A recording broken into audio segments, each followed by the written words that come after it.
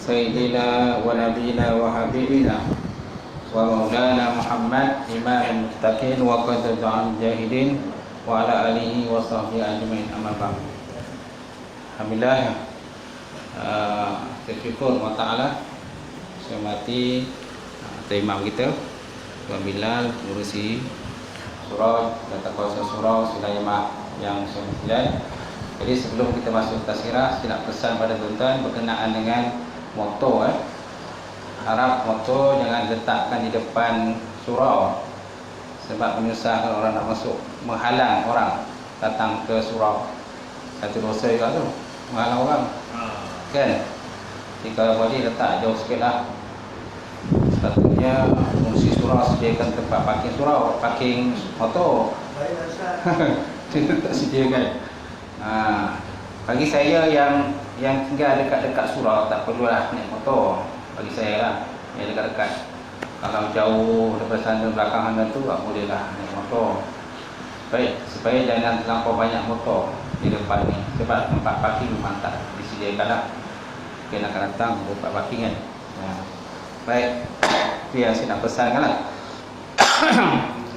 Baik, jadi untuk tazkirah pada malam ini kita lihat kepada pengenalan puasa lah. Pengenalan Ramadan ataupun pengenalan puasa.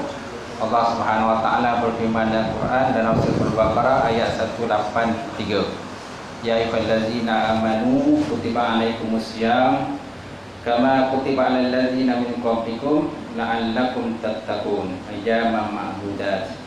Yang bermaksud, wahai orang-orang yang beriman, dipadukan kepada kamu berpuasa sebagaimana dipadukan pada umat yang sebelum daripada kamu. La'allakum tattaqun, mudah-mudahan kamu bertakwa kepada Allah Subhanahu Wa Taala. Baik, puasa ialah menahan diri lah. Asal mana puasa itu menahan diri daripada melakukan sesuatu. Puasa dari segi istilah menahan diri daripada perkara-perkara yang boleh membatalkan puasa, mulai daripada terbit fajar siddiq sehinggalah terbenam matahari. Jadi kita ditegah daripada melakukan perkara-perkara yang boleh membatalkan puasa. Puasa pada asal sebelum ini telah pun dilakukan oleh umat-umat terdahulu. Cuma puasanya agak berbeza sedikit. Seperti mana puasa Siti Maryam. Siti Maryam, Allah Ta'ala sebut dalam Quran, inni nazartu lirrahmani sauma. Sungguhnya aku bernazar dengan Tuhan Ar-Rahman untuk berpuasa. Jadi Siti Maryam berpuasa menahan diri daripada berkata-kata. Menahan diri pada berkata-kata pun maka dikira berpuasa. Ketika Siti Maryam hamil dengan kekuasaan Allah Subhanahu Wa Taala, maka dia hamil. Dia tidak ada suami dan dia bukan seorang perempuan yang pelacur. Allah Subhanahu Wa Taala mentakdirkan dia hamil dengan diutuskan oleh malaikat Jibril alaihissalam dan ditiupkan ke dalam rahim Siti Maryam. Maka hamillah Siti Maryam. Jadi bila Siti Maryam telah seolah macam telah berlaku satu fitnah yang besar pada diri dia, ujian yang besar kepada dirinya, maka dia telah bernazar untuk berpuasa. Bila dia telah melahirkan anak, dia bernazar untuk berpuasa. Puasanya itu ialah menahan diri pada makan daripada berkata-kata, menahan diri daripada berkata-kata. Jadi kalau seandainya ada di kalangan masyarakat dia pada Israel masa itu yang tanya dengan Siti Maryam, wahai Maryam, daripada mana datang anak ini? Sedangkan engkau yang kami tahu pun orang perempuan yang baik. Ini nampaknya kau dah buat satu benda tak elok. Kau pernah berzina. Siti Maryam tidak mengambil tindak balas di atas apa yang mereka cakap. Tetapi Siti Maryam menunjukkan kepada Nabi Isa lah, anak dia itu. Maka dengan izin Allah Subhanahu Wa Taala, maka Nabi Isa berkata, aku adalah hamba Allah dan akulah Isa yang akan diutuskan menjadi nabi kepada kaum Bani Israel. Jadi Siti Maryam dia menahan diri pada berkata-kata, pada asal puasa lah. Kemudian dalam agama-agama lain pun ada juga berpuasa. Dalam agama Hindu pun ada juga berpuasa. Dalam agama Yahudi pun ada. Dalam agama Buddha pun ada puasa. Tapi mengikut pada cara dan kaedah puasa mereka lah. Tetapi untuk kita dalam Islam ni, puasa kita mestilah mulai daripada terbit fajar sehinggalah terbenam matahari. Dengan syarat kita berniat pada waktu malam. Niatnya mesti dilakukan pada malam. Kalau kita berniat di siang, maka tidaklah sah puasa kita. Tetapi walaupun begitu, disebabkan orang lain berpuasa, maka kita juga dikenaki untuk menahan diri, untuk menghormati orang lain yang berpuasa, untuk menghormati orang lain yang berpuasa. Walaupun kita, disebabkan kita tidak berniat, maka tidak sah puasa kita. Tapi kita kena menghormati juga orang-orang yang berpuasa. Janganlah kita makan dengan sewenang-wenangnya dengan alasan kita tidak berniat pada malam hari. Baik, kemudian Allah Subhanahu Wa Taala menyebut tentang dalil puasa, itulah tadilah dalam surah Baqarah ayat 183. Dipadukan kepada kamu berpuasa sebagaimana dipadukan kepada umat-umat yang sebelum daripada kamu, mudah-mudahan kamu bertakwa kepada Allah Ta'ala. Jadi dalam ayat itu kenapa dikaitkan la'allakum tattaqun, mudah-mudahan kamu bertakwa. Adakah orang berpuasa ni tidak bertakwa? Ini persoalannya. Kenapa di hujung ayat baru disebut mudah-mudahan kamu bertakwa, sedangkan orang beriman kan sudah tentu bertakwa. Kan Allah Ta'ala sebut pada awal ayat itu, ya ayyuhallazina amanu, wahai orang-orang yang beriman, dipadukan kepada kamu berpuasa sebagaimana dipadukan pada umat yang sebelum kamu, la'allakum tattaqun, mudah-mudahan kamu bertakwa. Seorang beriman tak bertakwa ke? Kan? Ini persoalan dia. Kenapa di ujung ayat tu baru nak sebut mudah-mudahan bertakwa? Ada sebab lah. Kerana orang beriman ni dia belum bertakwa 100%. Sebab iman pun ada iman yang malap, iman kan. Ada imannya mantap, ada imannya kuat dan sebagainya. Jadi Allah Ta'ala mengaitkan la'allakum tattaqun ini supaya kita sampai kepada satu derajat orang-orang yang mukmin yang betul-betul beriman. Orang yang mukmin yang betul-betul beriman kepada Allah Subhanahu Wa Taala. Kerana orang berpuasa ni, bila dia berpuasa, kan, puasa ni ialah puasa ni dia bukan ibadah dalam bentuk mal, bukan harta. Dia bukan ibadah dalam bentuk harakat, pergerakan tubuh badan. Kan, dia bukan pergerakan tubuh badan, tetapi hanya di mulut. Dia puasa hanya di mulut. Orang boleh kata dia berpuasa tapi dia tidak berpuasa.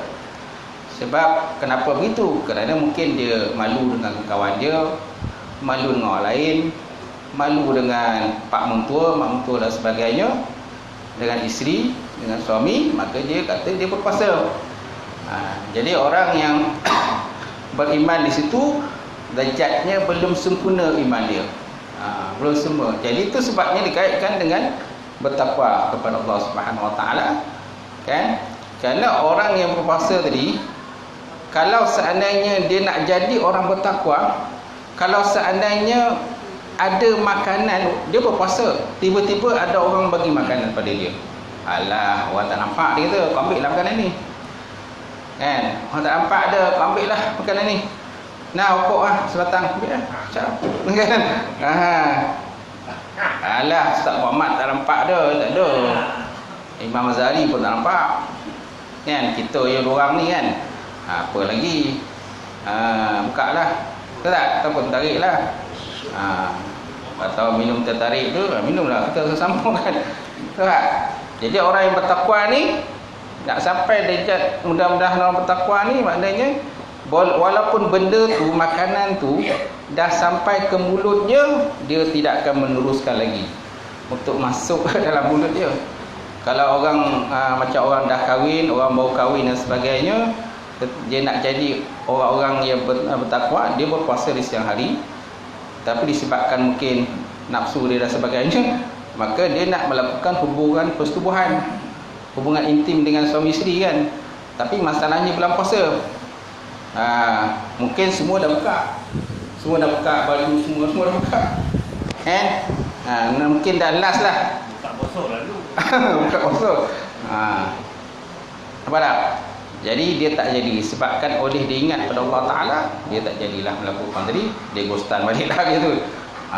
Itu sebab Allah Ta'ala tu kaitkan dengan la'allakum tattaqun, mudah-mudahan kamu bertakwa. Maksudnya walaupun benda tu kita dah orang kata 90% nak melakukan benda tu, tak jadi kita buat. Sebab apa? Adanya takwa.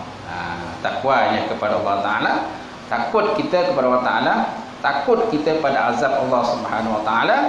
Sampai itu kita nak jadi orang-orang yang beriman yang sempurna iman dia, maka Allah Ta'ala kaitkan bertakwa. So apa mana takwa? Apa mana takwa? Mana takwa dari segi bahasa takutlah. Dari segi istilah ini, mana takwa itu imtisarul awamirillah wa ijtinabun nawahi fi sirri wa ananiyah. Menjunjung tinggi perintah Allah Subhanahu Wa Ta'ala dan meninggalkan segala tegahan dalam Allah Ta'ala, sama ada secara zahir ataupun batin. Sama ada orang nampak ke tak nampak ke, kita takkan buat. Nampak ke tak nampak ke, kita seorang ke ramai ke, tak. Sebab apa? Kerana benda tu larangan Allah. Sebabkan dia larangan Allah Ta'ala, kita takkan buat sama sekali. Sebab apa? Allah Ta'ala nampak kan? Ada yang nampak, malaikat nampak, Allah pun nampak. Mungkin depan ustaz tak ada, bolehlah kot. Ustaz Imam Zari pun tak ada, pengurusi pun tak ada, nampak dah kan. Jadi apa lagi, kita balunlah sama-sama kan, makanlah sama-sama kan.